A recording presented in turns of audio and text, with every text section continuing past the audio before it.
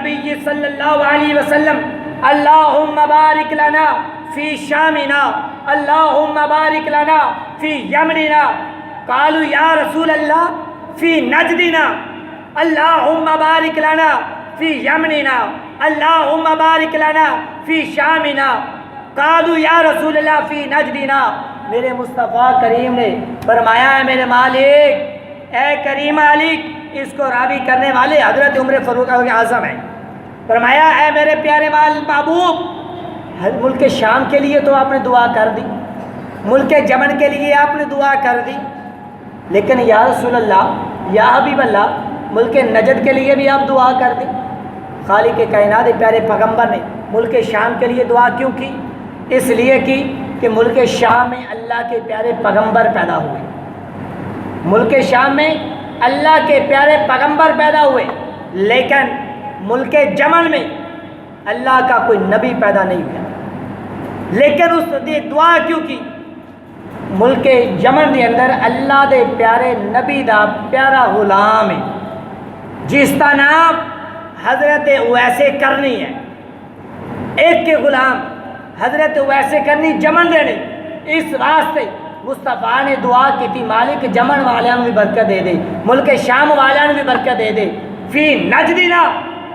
صحابی رسول اللہ کہتے ہیں یا رسول اللہ نجد واسطے؟ اللہ دے پیارے پیغمبر نے فرمایا میرے صحابہ جی یا رسول اللہ، فرمایا وہاں سے ایک فتنہ اٹھے گا، وہاں سے ایک نجد میں مجھے خیال ہے کہ تیسری بار فرمایا وہاں زلزلے فتنے ہوں گے، زلزلے بھی آئیں گے، وہاں پہ فتنہ بھی ہوگا، قرآن بھی پڑھیں گے، حدیث کا بھی ذکر کریں گے، لیکن قرآن پڑھیں گے حلق سے نیچے نہیں اترے گا، حلق کے اوپر ہوگا۔ لیکن خدا کی قسم ہے، لیکن مصطفیٰ نے آج سو کئی سو سال پہلے بتا دیا۔ لیکن میں پوچھنا چاہتا ہوں جب مصطفیٰ دعا مانگ رہے تھے کیا جبریل آئے تھے؟ اس یہ حدیث کے اندر کہیں بھی حضرت جبریل امین کا ذکر نہیں ہے۔ جب بھی کئی مقام پہ ذکر ہوتا تو حدیث میں واضح لفظوں پہ آ جاتا ہے۔ حضرت عمر فاروق اعظم فرماتے ہیں اس کے اندر خالق کائنات کے پیارے پیغمبر نے جب دعا کی تو علم غیب یہاں سے ثابت ہوتا ہے میرے مصطفیٰ جانتے ہیں، اسی لیے تو اعلیٰ حضرت فرماتے ہیں جو ہو چکا ہے جو ہوگا حضور جانتے ہیں، جو ہو چکا ہے جو ہوگا حضور جانتے ہیں۔ آئیے یہ مشکاۃ شریف کی بھی حدیث ہے، بخاری شریف کی بھی حدیث ہے۔ حضور نبی پاک صلی اللہ علیہ وسلم نے فرمایا صبح کی نماز فجر نماز پڑھی، ممبر رسول پہ کھڑ چلے گئے، خطبہ شروع کر دیا۔ ظہر کا ٹائم ہوا، بلال نے اذان پڑھی، مصطفیٰ نے خطبہ شروع کر دیا۔ عصر کا ٹائم ہوا، بلال نے اذان پڑھی، میرے مصطفیٰ نے نماز پڑھائی، پھر خطبہ شروع کر دیا۔ عصر کا ٹائم ہوا، اذان ہوئی، جماعت ہوئی، پھر خطبہ شروع ہو گیا۔ مغرب کی اذان ہوئی، نماز ہوئی، پھر خطبہ شروع ہو گیا۔ حتیٰ کہ خدا کی قسم ہے حدیث کے الفاظ ہیں جب مصطفیٰ نے سارے صبح سے لے کر شام تک جو قیامت تک ہونا تھا وہ بھی بتا دیا، جو کچھ ہو چکا ہے وہ بھی بتا دیا۔ پھر صحابی رسول عرض کرتے ہیں لوگوں سے کہتے ہیں اے صحابہ، اے لوگوں جو پوچھنا چاہتے ہو مجھ سے پوچھو، جو پوچھنا چاہتے ہو مجھ سے پوچھو۔ ہم بتاتے ہیں آپ کو کہ کیا کچھ ہونے والا ہے، کیا کچھ ہو چکا ہے، قیامت کی نشانیاں ہیں، مصطفیٰ نے بتا دیا۔ یہ کہتا ہے مولوی کہتا ہے، یہ کتاب والا کہتا ہے کہ مصطفیٰ کو تو قیامت کا بھی پتہ نہیں ہے۔ میں کہتا ہوں اگر قیامت کا پتہ نہیں ہے تو مصطفیٰ نے آج سے پہلے کیوں بتا دیا کہ قیامت جمعے کا دن ہوگا، 10 محرم ہوگا؟ لیکن اگر مصطفیٰ کریم فرما دیتے تو خدا کی قسم پتہ تھا، لیکن بتایا کیوں؟ اس کے اندر بھی ایک راز ہے۔ ہر باتیں بھی ظاہر نہیں کی جاتی، ہر باتیں کوئی باتیں پوشیدہ بھی ہوتی ہیں۔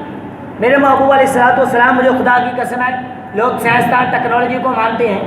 آج جو بچے یونیورسٹی سکول اور کالج میں پڑھتے ہیں، جب وہ کیمسٹری کا مطالعہ کرتے ہیں کیمسٹری کو پڑھتے ہوں گے، فزکس و بیالوجی کو پڑھتے ہوں گے، لیکن ذہن میں سیال آئے گا نا جب سائنسدان کے بارے میں دیکھیں گے۔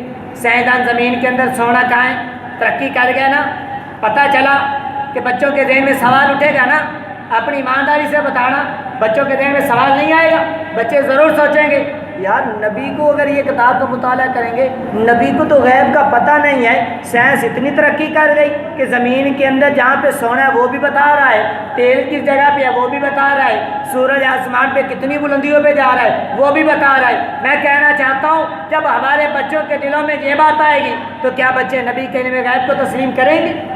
کبھی نہیں کریں گے۔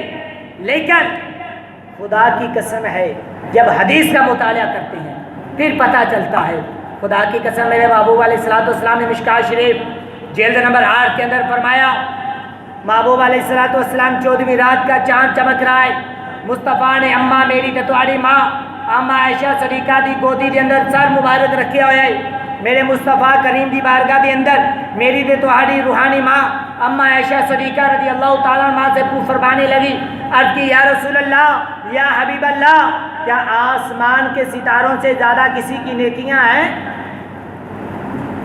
مجھے بتاؤ کہ اگر آسمان کے ستاروں کی نیکیاں کا پتہ ہے تو مصطفیٰ نے بتا دیا ہے نا۔ اماں عائشہ صدیقہ نے جب سوال کیا، میرے پیارے پیغمبر نے فرمایا، پیاری عائشہ اگر آسمان دے ستاریاں دے جنیاں نیکیاں نے، اگر اس نیکیاں نو شامل کرنا چاہتے یہ نیکیاں دے برابر ستاریاں دے برابر اگر نیکیاں نے، وہ حضرت عمر دیاں نے، حضرت عمر فاروق اعظم دیاں نیکیاں آسمان دے ستاریاں دے برابر نے۔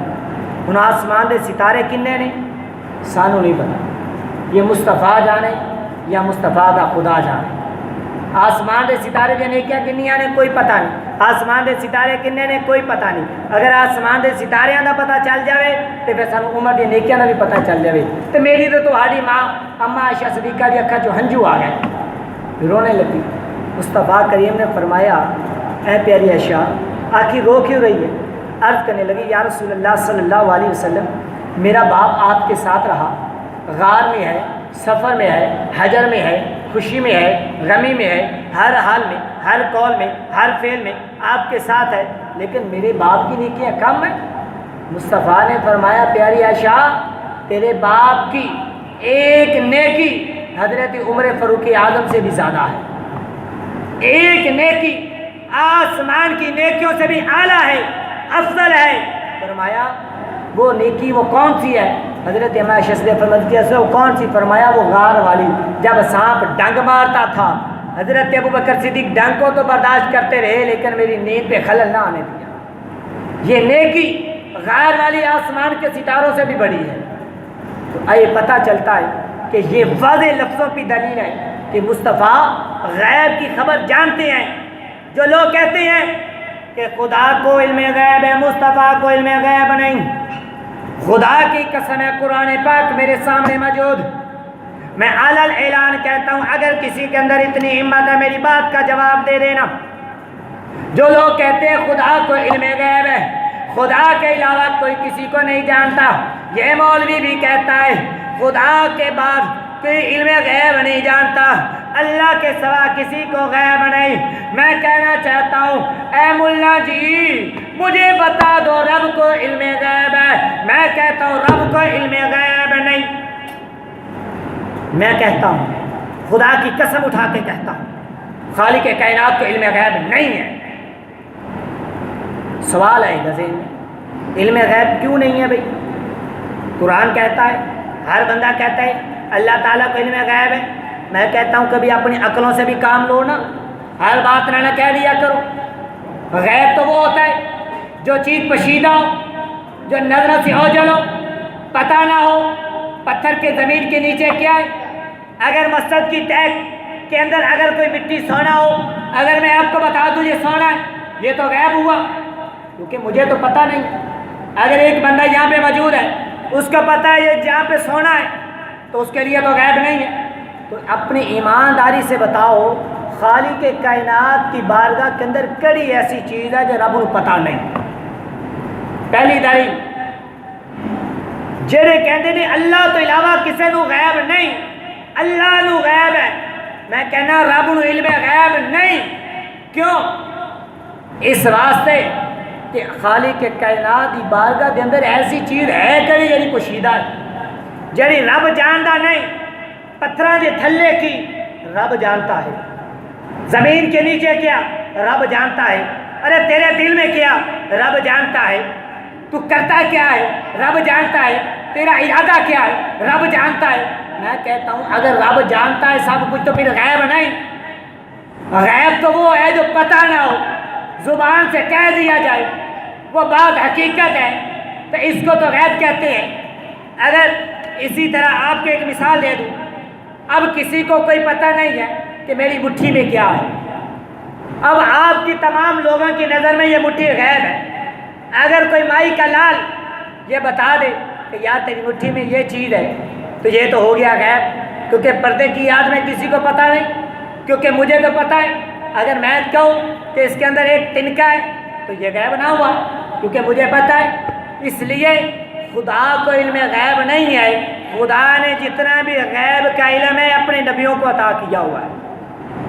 اللہ تعالیٰ نے جتنا بھی علم غیب ہے وہ مصطفیٰ کو عطا کیا ہوا ہے، جس کو چاہے وہ غیب کا علم عطا فرما دے۔ حضرت عیسیٰ علیہ السلام کی ولادت بعد شہادت ہوئی، 3 دن کا بچہ ہے، مجھے بتاؤ 3 دن